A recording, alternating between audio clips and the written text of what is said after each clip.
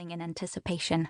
This was her favorite part of the wedding, the tiny but impactful detail that turned the event from wonderful to blissful. She'd originally dubbed it the happily ever after moment in her promotional materials, but her clients had described it as the aw moment, and that's what stuck. Right on time, the carriage pulled around the bend, making its grand entrance. The driver, dressed in white livery, had the reins of two gorgeous white horses in hand. The animals pranced up the lane as if they knew this was their big moment. Guests lined up on the manicured lawn, cheering at the sight.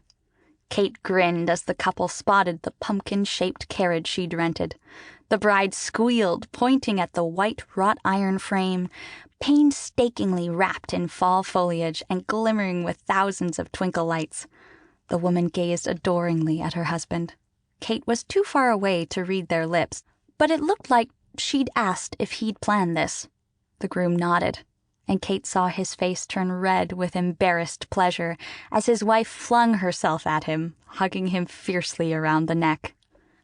"Bingo," Kate whispered to herself. The groom located Kate in the crowd and gave her a delighted thumbs up.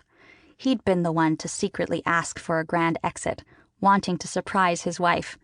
He'd left the details to Kate, though, knowing her fame for that aw moment. Kate flashed a thumbs up in return, and then the couple dashed over and closed themselves inside the intricate vehicle. Nothing said a Cinderella wedding like a nod to the classic fairy tale carriage. It wasn't until the couple left the grounds, waving madly to the crowd, that Kate let out a huge sigh. She switched on her comm. "And they're off the grounds and heading to the honeymoon suite. All set, Carl. We can start the teardown of the outdoor chapel. Send the caterer and DJ my way for the checks. Great work." Kate listened to her assistant's congratulations, checking off the last of the events in the day's agenda and closing up her sweet events planner with a satisfying snap.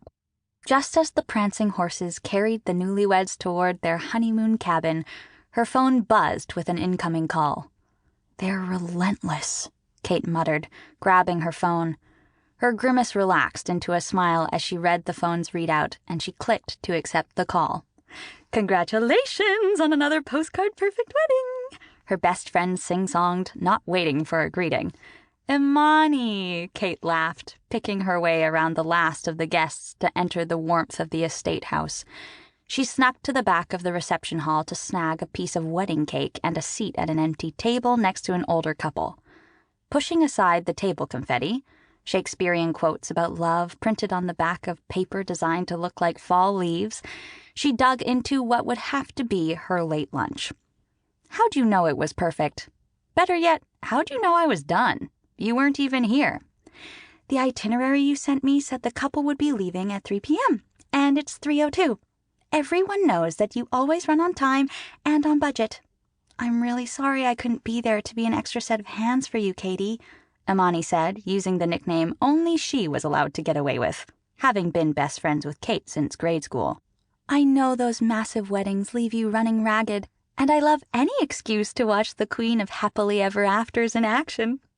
"Carl and I managed just fine. The real reason I wanted you up here was to get you out of the city for a hot minute.